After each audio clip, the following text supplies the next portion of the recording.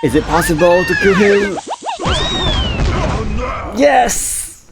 A 9-turn GELIDUS run. 7k dreamer please.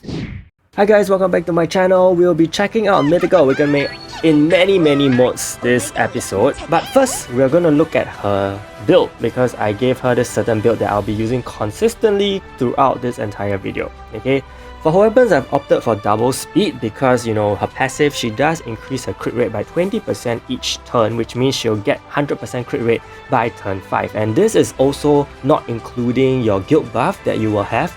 So if you have your guild buff, that's 30% from the base, which means she will probably only need about 3 turns to get 90% crit. Okay, and then she also has accuracy rate increase, magic damage immunity, and also 1 single target damage increase and critical damage increase if you unlock her exclusive item. Her exclusive item is extremely important, so you have to get her to level 44 at least and then unlock everything.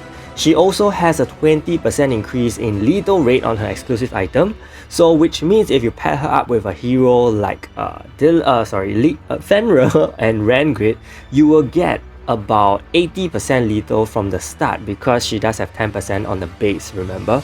So with that, you are actually able to already have 100% lethal if you also have your guild buffs. So you don't have to worry about lethal at all. Now there is a second possibility of equipping her, and that is using lethal weapons. Now if you go with the lethal weapons, you may not even need Fenrir.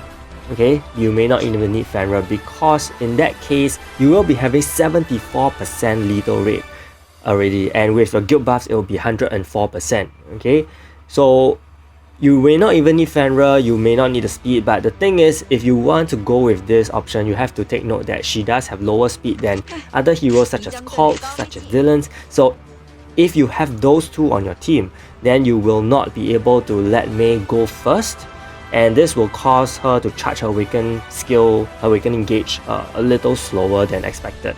You can otherwise opt for a speed and lethal build as well. I think that is also fine, so that you still have the speed advantage so that she can charge her awakening gauge faster. For her armor, I've given her double HP just for more bulk. Some people may think of using counter on her. I think it's possible because her effect attack is pretty strong, but then again, you don't have a guaranteed effect attack for May unlike Velika and Shane. So that's the issue with May. Her effect attack is extremely strong, but there's no guarantee that you may use it. Now if there is an increased possibility of using effect attacks in future, then maybe you can use counter. For accessory, you have to kind of vary it up. Over here, I'm using the Celestial Envy, which increases damage on offensive and magic enemies by 30%. You can also opt for the Celestial Sharpness, okay, which is the one that does... sorry, did I get it mixed up? Yeah, but either way, you need to use these two, and the best base is probably the Berserker Ring because you can really scale May's damage up by a lot because of the physical attack increase. For her jewels, I've given her PVE crit and lethal damage. This is pretty standard, okay, for every single DPS. PVE, physical attack increase, and skill cooldown. Now the reason I gave skill cooldown instead of increased awakening gauge is because she does charge her awakening gauge pretty fast, unlike Velika. She has only 10 gauges worth of awakening gauge, Velika has 15, so Velika, you really need that kind of increased awakening gauge charge speed. But for May, if you use 2 skills, you will probably already get her awaken skill up even without the increased awakening gauge charge speed jewel. So I think it's very good. And for Fighter's Soul, I've given her single target plus 20%. You must have that. Everyone should have that. Cooldown increase, physical attack increase, increased damage down on whatever. And maybe in future, I don't think you need a crit rate for her because she does have growing crit rate. Maybe the lethal rate in future will be even better. Then you may not even need, Fenrir for sure. Okay, so for her traits, okay, I've given her a limited traits already. Thank goodness I have just enough to unlock on her, and I have 0 now. 0 Abyss Essence. It really depends on who you are facing, so you have to adjust accordingly. And because crit and lethal, you don't have to have it on her. You can actually go for lethal damage, which is very good because she lacks that. She has a lot of crit damage, so increasing her lethal damage even a little will boost the damage a lot, okay? And you can go with resistances and increase damage on certain enemy types. You really have to see what kind of enemies you are facing before you can decide on the traits. So now we are going to start using and comparing her with other DPSs in various modes. The first mode that I will be comparing her in is item rate. Now I know that many of you have cleared item rate, but just for comparison purpose, we are gonna see whether she can also do a 4-turn run like Velika, because you know Velika can do a 4-turn run, and it's very possible. You realize that I'm using Rachel instead of Yuri, mainly because of lethal damage increase as well. The reason why I'm not using Yuri here is because she won't stack with May, the crit rate increase. Okay, and her Yuri's crit damage increase will also not really benefit May too much because May already has 200% increase, so the addition is going to be very little. Now for the skill rotation, I've actually gone with Phoenix and then just cast May's skill. Now right now you will realize that May's exploit vulnerability is actually a time-based one, so if she uses her basic attacks like in this case, you will use up the exploit vulnerability, which is very unfortunate. Unlike what they say, it's turn-based. Now you'll see that Velika actually ended the match first. The thing is, if you observe my May run, there's a lot of basic attacks, random basic attacks and stuff. So if you take away all that, I think the runs will be pretty similar. Now this is the Castle Rush run. I'm comparing her to Shane. I actually recorded a Rachel video, and this is going to be the last minute of the Castle Rush. Okay, because I can't afford to show you guys 10 minutes of Castle Rush. Just look at the score itself already. And these are from base, by the way. These are not built on any existing score. You will see that it's 3 times the damage. May does 3 times the damage in the same amount of time. That is how insane she is compared to Shane. And I mean, it's very unfortunate to say that, you know, Shane is really gone with the existence of May. The fact that May has 2 skills that you can rotate and also an awakened skill that continuously resets is going to let her do a lot of damage in the same amount of time. Whereas for Shane, you have to wait for her cooldown to be reduced, right? And I think that's the main problem with Shane. It's pretty slow, especially in Castle Rush, because skill cooldown guild buff doesn't apply here. So May is definitely the better DPS for Castle Rush, especially when your guild buffs don't apply. The score is almost 4 times, 5 million. So this is Shadow of Ambition. May is extremely good here because she has exploit vulnerability. She also has the base 30% increase in accuracy rate. Now for this case, I did not give her an additional 10% accuracy rate. Otherwise, you know, I probably could have nailed more hits consistently.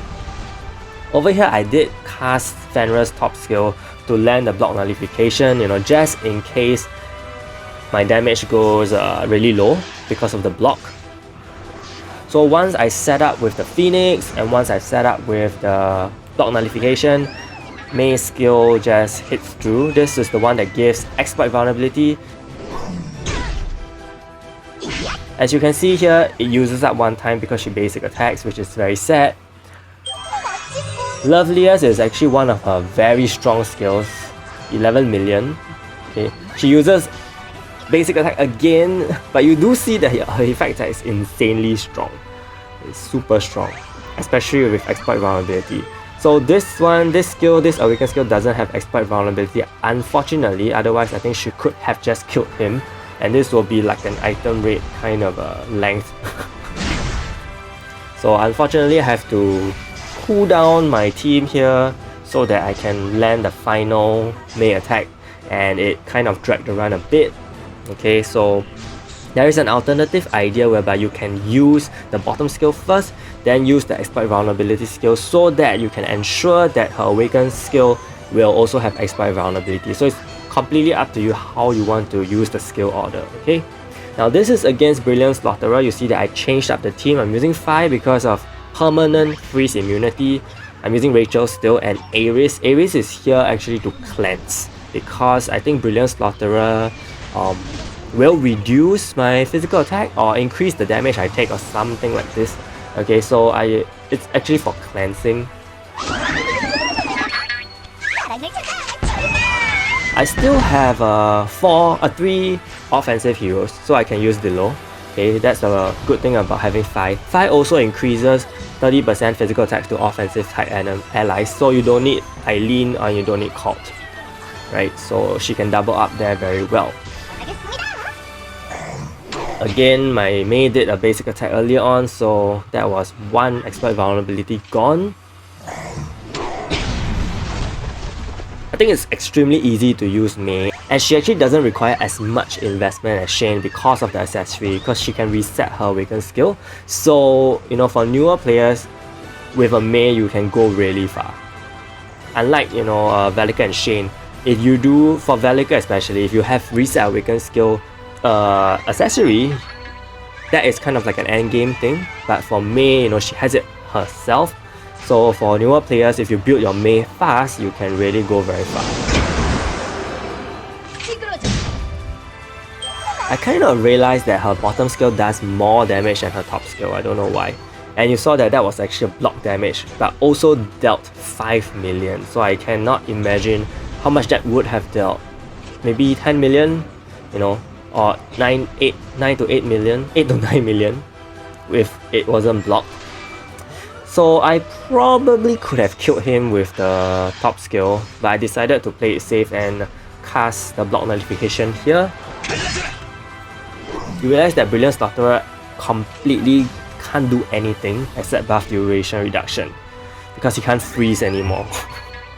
And I realized I didn't use Ares to cleanse as well, so it's actually not too big of a deal. You may not even need Ares, to be honest, you can use someone else.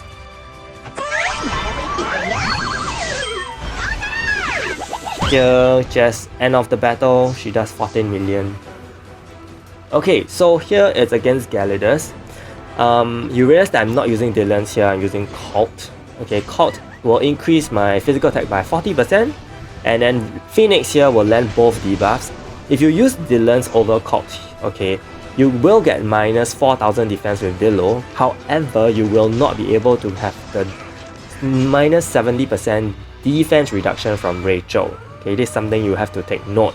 And I realized that Cult is actually a better team partner, team support hero than Dylan's. You will do more damage with Cult over Dylan's. So the minus 4000 defense is actually less superior than the minus 2000 from Dilo with the minus 70% from Rachel, okay? This is something for you to take note. And in fact, that is how I got the 9-turn GELIDUS run with Cult. If you were to use Dylan's, I think it would be a little longer. So same thing, I set up everything, Rachel, Fenrir, then you see that I'm using Aragon's Awakened skill because that actually increases single target damage by 50%. So this will be higher than what May has on her passive, and I think that is a preferred option that you want to use in order to do more damage. 13 million on the Awakened skill. I'm actually using the Berserker ring with the Celestial Sharpness in this particular match. 4 million. Not too bad, not too bad. You realize that there's far less basic attacks here, so it's pretty good. I save on the exploit vulnerability. Unfortunately, she has to use it there, but at least it's with an effect attack, you know what I mean. So 9 turns, I decided that I'm not going to reduce GELIDUS Awakening Gauge. I'm going to just kill him off here, and I did manage to, so great. Take note that all the limited traits were adjusted accordingly to the enemies, so that was a lot of damage done. So I hope this video helped, and if it did, do give it a like and subscribe to my channel. I'll make new videos, proper guides for the raids in future. Big shout out to my channel members ZMD Phoenix, and Easy-peasy and Reggie Bautista for the support. Stay tuned for more videos. Thank you so much, and see you!